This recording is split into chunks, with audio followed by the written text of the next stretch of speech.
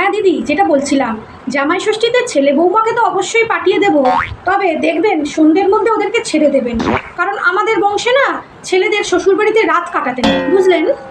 আরে জামাই, জামাই এসে গেছে। কি গো, এসো, তোমার জামাই এসেছে। এসো বাবা, এসো, বসো।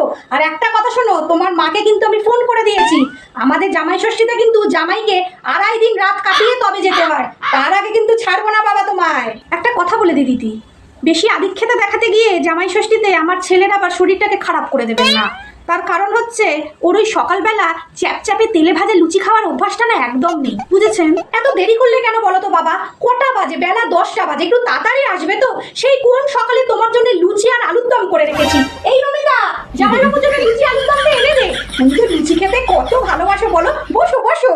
আপনার জামাইয়ের না সুগারের লেভেলটা একদম ছুঁই ছুঁই আছে, এই জন্য যাওয়ার পরেই ওর মুখে আম, কাঁঠাল, লিচু বেশি করে মুখে ঠুসবেন না।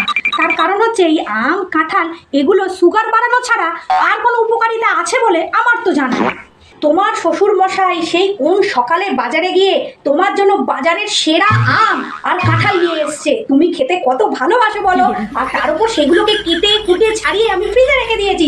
তুমি তো ঠান্ডা আম, কাঁঠাল, লিচু খেতে কত ভালোবাসো। বসো, এক্ষুনি দিচ্ছি। জামাই ষষ্ঠী বলেই ওই মাছের মাথা দিয়ে কি যেন করেন, পুঁই শাকের চচ্চড়ি, ওই সব না লো গ্রেডের খাবার আমার ছেলেকে দেবেন না। প্রথমত ছেলের অম্বল হয়, আর তার উপর ওইসব সস্তার খাবার খেতে না আমার ছেলে বিশেষ পছন্দ করে না। ঠিক আছে দিদি, তোমার শ্বশুর মশাই ঠিক এত বড় একটা কাতলা মাছের মাথা নিয়ে এসছে, তুমি তো পুঁই শাকের চচ্চড়ি খেতে কি ভালোবাসো, এমন কষিয়ে রান্না করছে না, পুরো ভাত তোমার এই পুঁই শাকের চচ্চড়ি দিয়েই খাওয়া হয়ে যাবে, বুঝলে? আপনার জামাই না ব্র্যান্ডেড জামা কাপড় ছাড়া গায়ে কিছু পরতেই পারে না, গায়ে ও র্যাশ বেরোয় যে। এই জন্য জামাই ষষ্ঠীতে গিফটগুলো দেবেন, দেখবেন ওগুলো যেন ব্র্যান্ডেডই হয়, ঠিক আছে? এসব আবার কি আনার দরকার ছিল? কি আছে? মা গো মা, কত সুন্দর শাড়ি! তুমি আমার জন্য শাড়িটা এনেছো জামাই? ও, আমি সারা পাড়াকে ডেকে ডেকে দেখাবো, দেখো জামাই ষষ্ঠীতে আমার জামাই কি সুন্দর আমার একটা দামি শাড়ি গিফট করেছে। আমাদের এই পাশের বাড়ির দত্তগিন্নি যা জ্বলা জ্বলবে না। তুমি আমার সেরা জামাই। বসো বাবা, বসো।